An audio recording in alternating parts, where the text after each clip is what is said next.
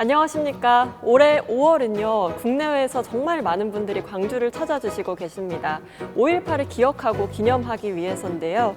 이 45년 전 5월에 계엄군에 둘러싸여서 정말 섬과 같았던 광주에 광주를 돕기 위해서 위험을 무릅쓰고 찾아주셨던 푸른 눈의 시민군이 있습니다. 그 주인공인 데이비드 돌린저 씨를 모셨습니다. 안녕하세요. 네, 안녕하십니까. 먼 미국에서 광주까지 오셨어요. 정말 반갑습니다. 한국 이름이 따로 있다고 하시던데 이름이 어떻게 되시나요? So my Korean name is Im Dae-un, and it was given to me by one of my Korean teachers when I first came to Korea. 네. The Dae-un is supposedly based upon my first name, David. Im was the actual name of the teacher, so he gave me his last name. 네. 멋진 이름을 가지고 계신 것 같아요. 이 3년 전에 회고록에 광주는 내가 다시 태어난 곳이다 라고 표현을 하셨는데 어떤 의미인가요? 518 opened my eyes. I saw what people were willing to sacrifice, and I learned from that. I knew that I had to develop a life where I was willing to sacrifice myself for other people. So that's why I say Gwangju is really my birthplace as a human being. 네, 광주가 정말 다시 태어나게 된 제2의 고향이라고도 볼 수 있을 것 같은데요. 데이비드 돌린저 씨는 이렇게 해서 광주시에서 명예 시민으로 선정이 됐습니다. 명예 시민증 수여받는 모습 영상으로 보시고 다시 이야기 나눠보도록 하겠습니다. 지난 14일 전일빌딩에서 열린 명예시민증 수여식. 5.18 당시 계엄군이 쏜 탄흔이 남아있는 역사적인 현장이라 더 의미가 깊었습니다. 광주광역시 명예시민증 진실을 알리고자 오랜 헌신에 깊이 감사드리며 광주와 맺은 인연을 오래도록 기리고자 이 명예시민증을 드립니다. 80년 5월 광주에서 다시 태어났다는 데이비드 씨는 이렇게 45년 만에 명예로운 광주 시민의 한 사람이 됐습니다. Citizens of Gwangju are part of my greater family. You have helped me become the person that I am, and have helped me travel the road that I have followed for my life. I am truly honored today. 외국인이었지만 기꺼이 시민군으로 활동하며 헌신적으로 광주를 도왔던 명예시민 데이비드 씨. 시민들은 그때 전하지 못한 감사와 존경을 함께 전했습니다.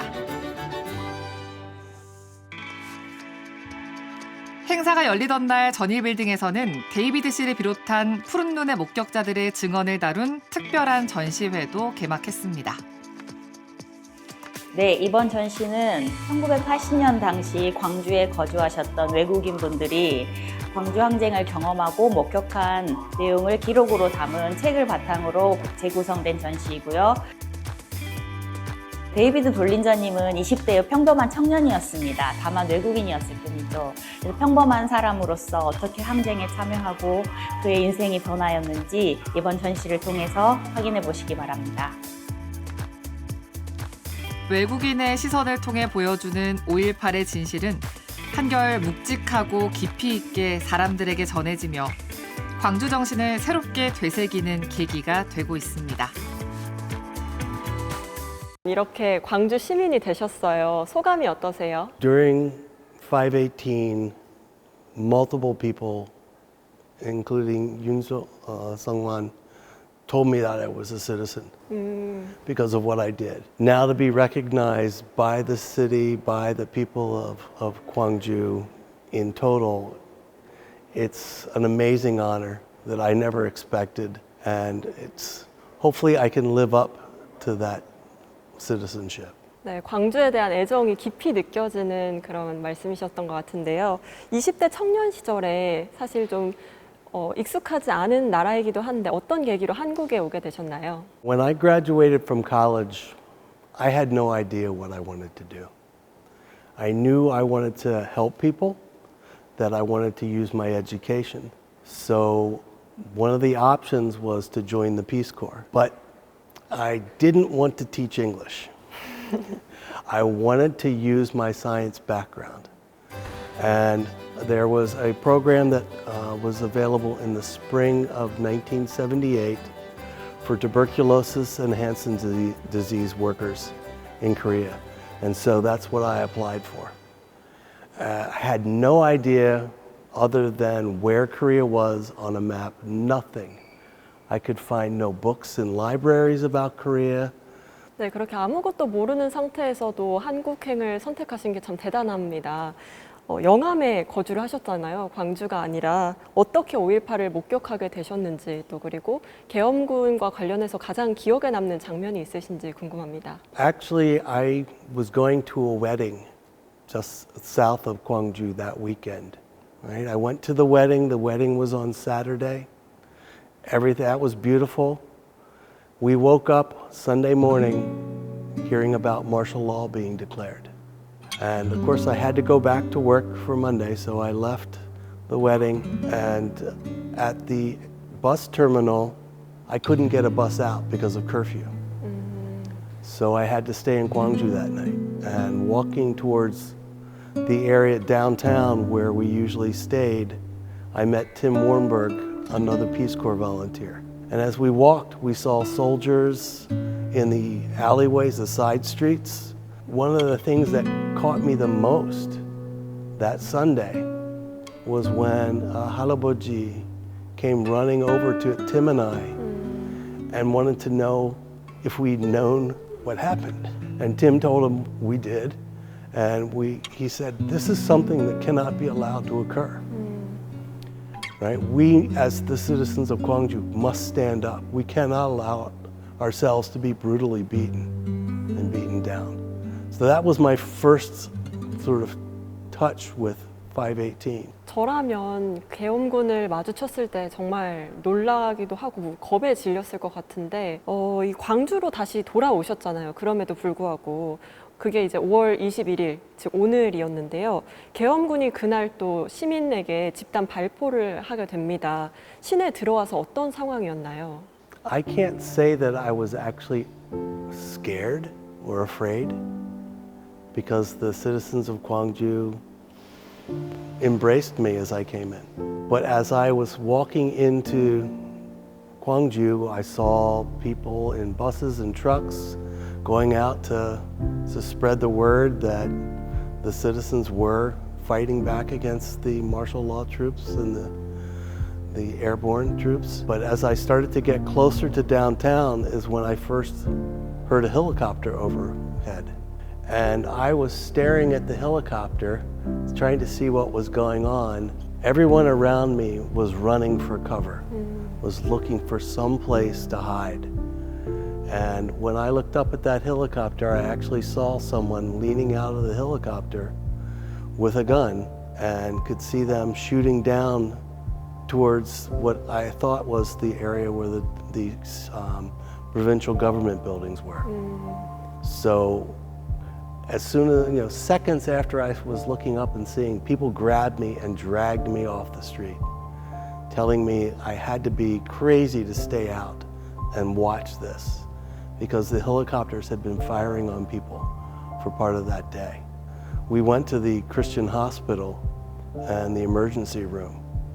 And in the emergency room, an emergency room doctor pulled us aside and secretly whispered to us and showed us an x-ray for at least one victim where there was a bullet wound on the left shoulder, and the exit wound for that bullet was down by the right hip. So it's very difficult to think that someone could be shot any other way than being shot from a helicopter. 네, 학살의 책임자인 전두환은 헬기 사격은 없었고 그리고 또 계엄군의 총격도 정당방위였다라고 주장을 했습니다. 목격자로서 그 주장에 대한 생각 어떠신가요? I can't use the words that I would want to use. It's a lie. One, I witnessed the shootings from the helicopter. Two, when I got down to Kumnam-ro, people weren't armed. People didn't have any weapons at that point. And in fact, when I would poke my head around a building corner to look down Kum Nam Road, people would grab me and drag me back because they said that the soldiers had been shooting anyone that stuck their head around the corner. So how can shooting unarmed people be considered self-defense? 네, 그리고 나서 이제 시민에게 총을 난사한 계엄군이 다 이제 그날 오후에 광주시 외곽으로 퇴각을 했습니다. 데이비드 씨는 계속 광주에 남아 계셨던 거죠. 어떤 일을 하셨나요? Yes, so I felt it was my duty to stay here to witness what was occurring and also to help all the foreign journalists who couldn't speak Korean, who had no idea what was really going on. So myself, Tim, Judy would show them around, take them around, translate for them. And then I also became involved with the actual people in the dojan. So that's something that I did above and beyond what Tim and Judy did because I felt it was my responsibility. 네, 그런데 이제 외신 기자뿐만이 아니라 또 시민군들을 돕기 위한 일도 많이 하셨다고 알고 있습니다. 어떤 일들 하셨나요? So that night really opened my eyes. Actually, part of a meeting of the sort of the captains of the civilians and was able to meet Mr. Yoon. He had an aura about him that showed he was a true leader. He was the one that asked me to stay that night and monitor the military radio. And someone like that, I didn't think you could say anything other than yes. Talking with him further, I mean, he knew even as early as the 24th that he was probably going to sacrifice his life. And he was willing to do that. And the people that I monitored the radio with that night were also willing to give up their lives if they felt that it could make a better Korea, if it could make the world in Gwangju and in Korea better for their children, for their friends, for future population of Korea. And that night truly is one of the most telling nights, emotional nights that I can ever think about. 그리고 이제 계엄군이 다시 광주 진압 작전을 펼쳤던 이 민주항쟁의 마지막 밤에는 어디에 계셨었는지 또 어떤 일을 하셨었는지 궁금합니다. I was staying at the house where Tim was living.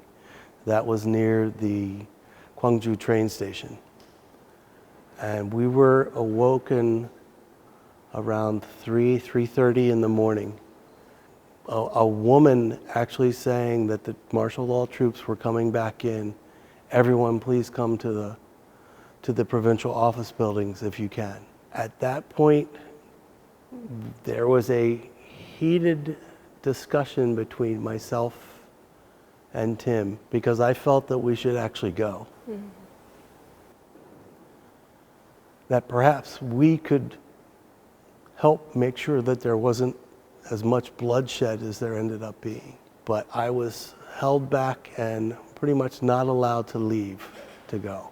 So when daybreak came, we heard shots all through the rest of the night. We didn't sleep at all. At one point we heard the troops outside of his house as they were going down the street. We also, early in the morning, heard them going to certain doors of certain houses surrounding his, where they were searching for people that could have been associated. About 8 in the morning, they finally let me go out because we'd stopped hearing gunshots and everyone thought it would be safe. And so I immediately started walking towards the provincial office building. And almost immediately we started to see debris from what had occurred that night. Also dead bodies and blood on the streets. Dead bodies usually were covered with a straw mat. Was able to get in and start to look around the provincial office building until I was sort of caught and told I had to leave at that point. Because actually supposedly the general who was in charge of that attack on Gwangju was going to be coming in for his inspection and of how they had successfully put down. 네, 그러고 이렇게 항쟁이 끝나고 나서 평화봉사단에서 해임이 됐다고 들었어요. 시민군을 도왔던 이유 때문에 해임이 됐다고 들었는데 그 당시에는 좀 후회가 되거나 그러진 않으셨나요? I've never regretted one day what I did. And as I said in my book and told people multiple times, what I regret is that I didn't do enough, that I should have done more. I should have been willing to sacrifice myself more for the people of Gwangju.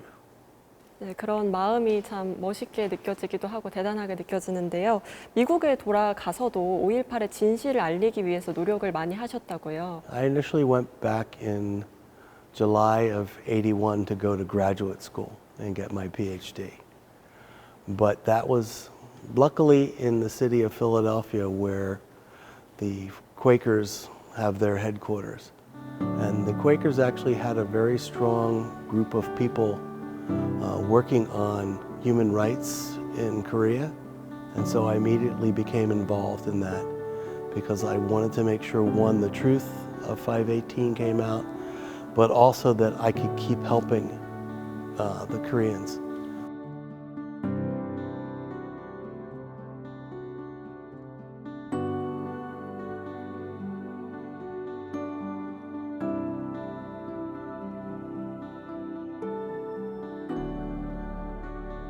So I just felt it was my responsibility to keep working and to follow up because the citizens of Gwangju asked us to get the truth out.